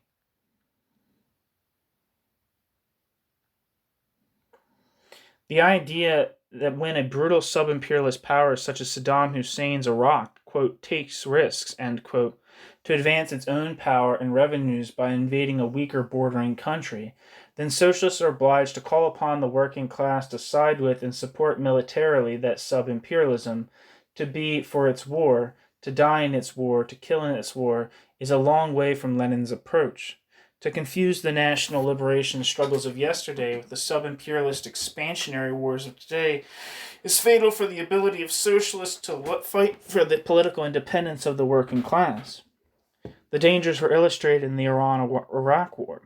When the U.S. began to side with Iraq in the later stages of the war, helping to defeat Iran, some socialists argued that Iran's war was a, quote, anti-imperialist, end quote, war and should be continued to victory. But this was a war which had been fought with human waves, which matched the barbarism of the Psalm. 100,000 were slaughtered in two futile attempts to take Basra. Chemical gas turned Kurdish villages into ghost towns. $35 billion of missiles and bombs rained down on Iraqi and Iranian workers. 1 million were killed. State militarization was entrenched and internal repression heightened on both sides. The politics of which this barbaric war was a continuation were clear. The war was being fought on both sides for the interest of the sub-imperialist Iranian and Iraqi ruling classes. Workers on both sides had no interest in its bloody continuation. In fact, as the socialist writer Mayam Poya pointed out, quote, the counter-revolution was pushed forward under the guise of Khomeini's phony, quote, anti-imperialism. Quote, the counter-revolution was pushed forward under the guise of Khomeini's phony anti-imperialism and consolidated with the development of the Gulf War. The war provided the perfect cover for the regime's wiping out of any remnants of left-wing opposition.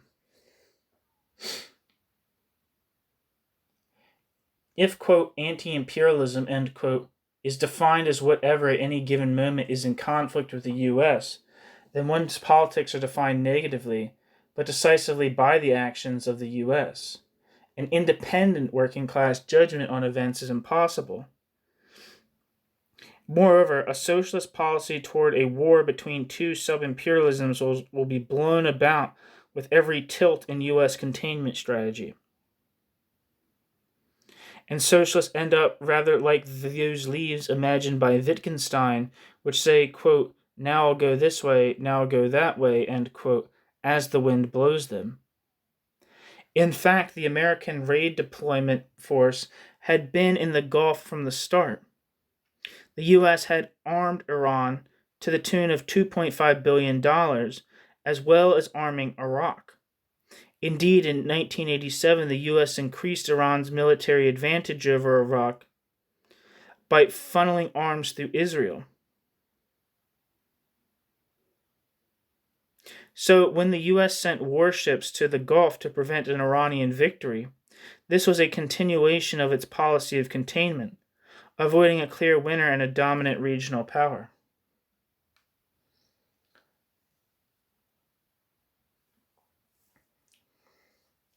A parallel reaction among many on the left, the so-called B-52 liberals or stealth socialists, has been to look to the military power of the United States and NATO to police the globe in defense of human rights. This reaction is a reprise of the ADA of the 1950s, which, after condemning the latest, quote, mistake, end quote, in U.S. foreign policy, would then call on the U.S. government to lead a social revolution in Asia. Hal Draper's reaction at the time, quote, how naive is a liberal allowed to be, end quote, it must be ours today. The third camp will continue to be defined by the refusal, when resisting one reactionary social force, to place reliance upon another reactionary social force as a lesser evil. At the Independent Socialist League's 1957 convention, when Max Shachtman called for the U.S. to arm the Hungarian revolutionists, Draper led the successful opposition and wrote the political meaning of the debate. Quote, in brief, the point is not our attitude toward the revolution, but our attitude toward our own imperialist government.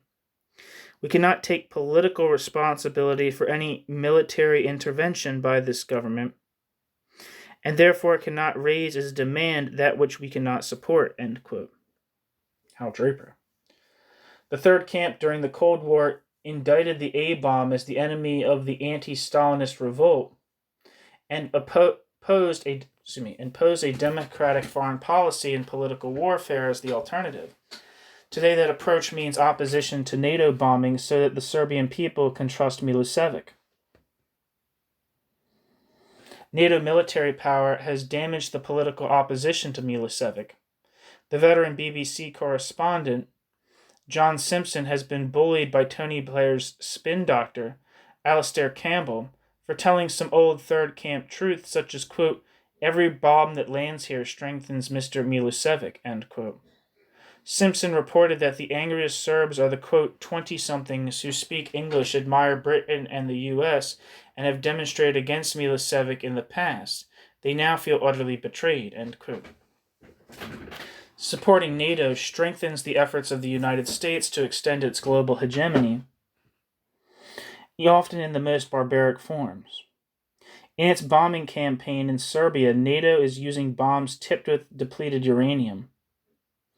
The International Atomic Energy Agency, IAEA, says if 50 tons of DU dust are released in Iraq, it would kill 500,000 people of cancer. Perhaps as much as 700 to 900 tons of depleted uranium were used by NATO in the Gulf War. Leukemia has increased sevenfold in Iraq. Iraqi children have been born without eyes, limbs, genitalia. Felicity Arbuthnot a journalist who has documented the effects of depleted uranium in Iraq, has written of a, quote, epidemic of birth defects and cancers, end quote. The third camp critique of calls for, quote, world government, end quote, ripped out of the wider socialist program remains valid today as a critique of widespread illusions about the United Nations.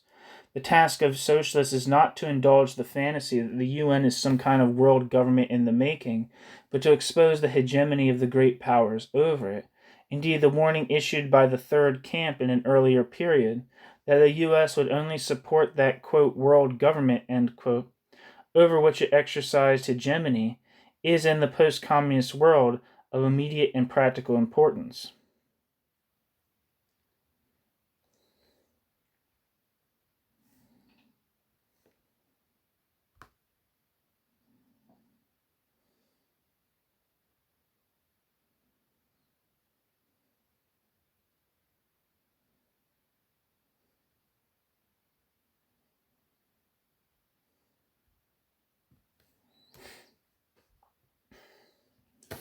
The third camp today. Despite the many differences between the two positions we have examined, those who support expansionary sub-imperialisms as, quote, objectively anti-imperialist, end quote, and those who support U.S. imperialism and NATO as a bulwark of human rights employ a similar method. Both grant an objectively progressive role to reactionary forces, develop a defensivism on that basis, and consequently lose the, quote, firm fixed point, end quote, of the third camp, the political independence of the working class. The method was summed up by Hal Draper in the following terms, quote, our position on a given war is based on our analysis of the social and political character of the contestants, not on what they may do or how they may act, but on what they are, end quote. Draper characterized this as, quote, the methodology of pro-war socialism, end quote.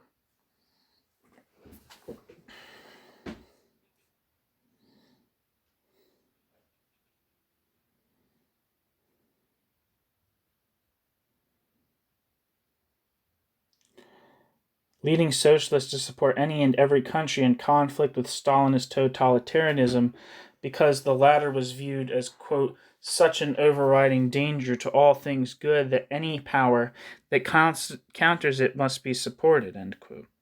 Is this not exactly the method which today leads some socialists to support the wars of sub-imperialist tyrants on the grounds of that U.S. imperialism is the overriding danger? Is the, quote, overriding danger, end quote?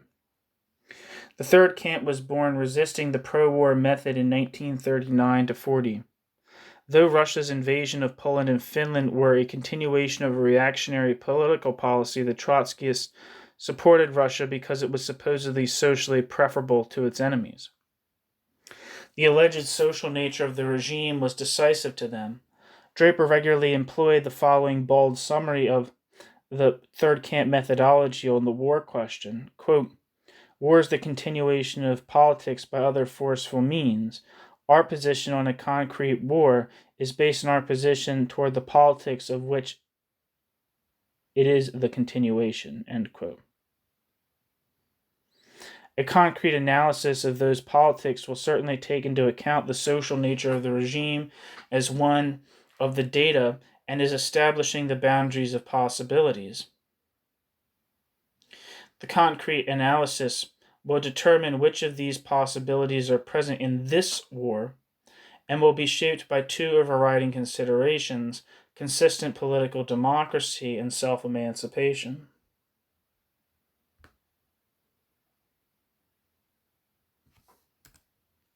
The right of nations to self-determination is part and parcel of the right of peoples to decide their own destiny. It is the external counterpart for the internal demand for democratic government and self-control.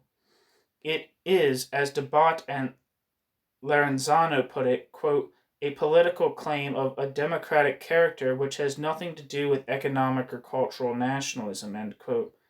And it is as such that it remains an essential component of any third camp program.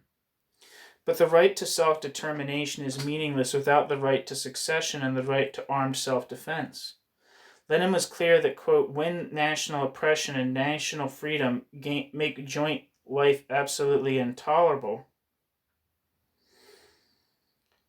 The interest of the class struggle was served by secession, end quote.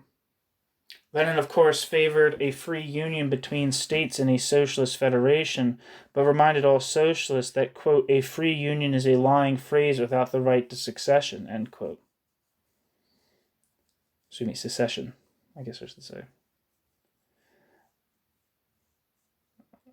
A free union is a lying phrase without the right to secession, end quote. Moreover, the fact that third camp socialists refuse all reliance upon U.S. or British governments does not affect at all the right of an oppressed and resisting people fighting for their liberation to get arms where they can. If socialists follow Trotsky's dictum that the oppressed are, quote, not only the object but also the subject of politics, end quote, then they cannot oppose the arming of, for instance, the Kosovan resistance to Milosevic. For if the Kosovars are not to rely on NATO, then the practical alternative is to rely upon themselves and to call upon their fellow workers in Serbia to defend the Kosovan right to self-defense and secession. And to paraphrase Marx about English workers and the question of Irish independence, if the Serbian workers remain, quote, tied to the leading strings, end quote, of Milosevic on the question of Kosovo, then they will, quote, never be able to do anything, end quote. While NATO bombing pushes all Serbs into the national front headed by Milosevic, a democratic foreign policy would aid the breaking of these strings by working with and strengthening the wide range of Serb opposition, trade union and civil society groups who issued an appeal on April 6, 1999, emphasizing that, quote, we have always raised our voices against the repression of the Kosovo Albanians, end quote. But that, quote, NATO military intervention has undermined the results we have achieved, end quote. To take their emancipation into their own hands is the Kosovars' only alternative to NATO's subordination of the Kosovan resistance to NATO, maneuvering for NATO hegemony in the region. The current bombing campaign was not intended to destroy but to preserve Milosevic as a junior partner to the U.S. in the region by, quote, bringing him to his senses, end quote. The U.S. is uninterested in the Kosovar refugees, as the military strategy makes clear each day, opposes an independent Kosovo, and will leave a displaced people in Gaza-like camps. If socialists oppose Kosovan reliance upon NATO, then they cannot also oppose the Kosovan efforts to free themselves from reliance upon NATO, especially at a time when the Kosovars are being destroyed as a people, driven out and massacred. In this situation, we might recall Lenin's comments that, quote, whoever does not recognize and champion the equality of nations and does not fight against all national oppression and inequality is not a Marxist, end quote. Oh, no, that's not end quote. It's not a Marxist.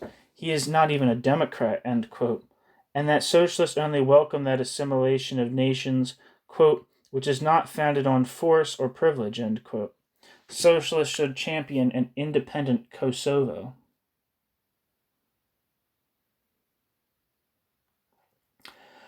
Julius Jacobson, in 1986, in the first issue of the new series of New Politics, defended the third camp against the charge that it was built on nothing but delusion and piety by pointing to a living tradition of class consciousness embodied in such movements as COSATU and Solidarność, to the vitality of the peace movements which escaped the control of either war camp, to the continuing instabilities and barbarities of capitalism, and presciently to the fragility of totalitarian collectivism. The contemporary meaning of the third camp is the ever-resurgent effort to bring into being a democratic socialist alternative to NATO and Milosevic. 60 years ago, Max Shachtman said the task of socialists was to, quote, train and prepare, end quote, a third force that could, quote, settle accounts with both, end quote, war camps. It still is.